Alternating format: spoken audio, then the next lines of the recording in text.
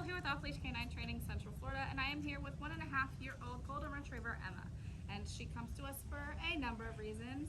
For one, she loves to pull, and of course we don't like when dogs pull, so we're going to go ahead and fix that. She doesn't really know any of her commands. Her owners just want her to be able to behave and have her basic commands underneath her belt and just be able to, you know, just enjoy their dog instead of having to worry about when they're on a walk. Is their dog going to pull them down the street, or just whatever the case is. So let's go ahead and see how she is with her basic commands. Emma, come. Good. Emma, come. Good girl. Hey, sit. Sit, good girl. Sit, good girl. Emma, down. Down, good girl. Hey, down. Down. Down. Alright, so she knows it a little bit, but she's super playful. She thinks it's just playtime. Let's go ahead and see how she is with plays. Emma, come on. Good. Come on. Good. Good. Can you sit? Emma. Good. So it looks like she's not so comfortable with it, so we're going to go ahead and get her to where she is comfortable. Let's go ahead and see how she walks. Come on, Emma.